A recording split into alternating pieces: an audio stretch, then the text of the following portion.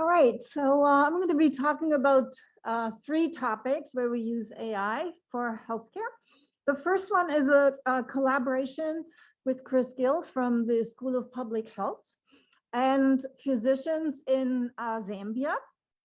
So our goal is to develop a cell phone app that will help first-line healthcare workers use the cell phone that's connected to an ultrasound device, a mobile device, to diagnose pneumonia in infants. And as you can see in the pictures there, this device is attached to the cell phone, and you pass it along the chest and the front, back, and side of the infant. We have been collecting 12 videos per child. We have about 5,000 videos now, 2 cohorts, children with and without pneumonia. And we started developing this AI system that can interpret single frames for pneumonia. That's actually a very difficult problem. We know that from adults. Our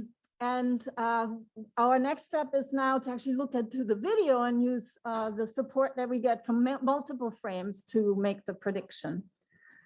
So this hasn't been done at all for infants. It has been done in the past for adults, especially with COVID around.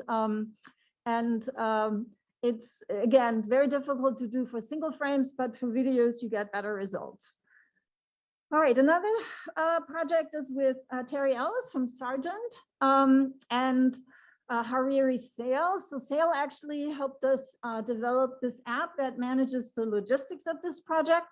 So we developed an AI system that would support a physical therapist at the clinic to explain and show a physical exercise to patients like Parkinson's disease patients.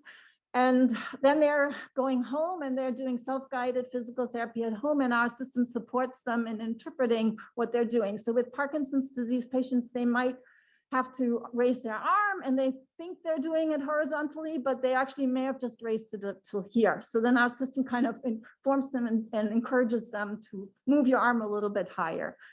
So there's exercise support systems out there, but to really have an impact at a clinical level where you give detailed feedback to the patient is something that's new and difficult. And we developed this deep learning model that I'm showing there on the left. It's an attention-based model to improve the estimates of key points on the body so that we can eventually move away from the technology we're using, Connect there, but we want to use just a single video for the analysis. All right, and then the third project is with Swathi Kiran from Sargent and folks at ECE, Prakash Ishwa, Professor Venkataraman, and Conrad, and of course our students. And in the other projects, the students were also very important, I should say that. So in this project, we're looking at data from people who've had a stroke and suffer from aphasia, so problems with language comprehension, or anything sort of related to language. And we used imaging data, behavioral data, and demographics, and traditional machine learning systems like random forest, support vector machines to predict patient outcomes. And we got very good results there. F1 score is high, but this was only for a binary prediction where we say, okay, this patient is going to improve a lot, this patient isn't, and we want to be much more fine-grained.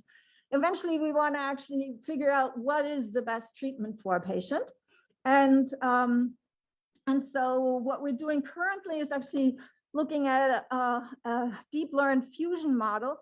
So what I'm showing on the left are the inputs. They're all MRI type data, functional, structural, and diffusion weighted imaging. And the AI model uses conventional neural networks like convolutional neural networks to analyze the structural data. And then the correlation matrices you get from the functional data of the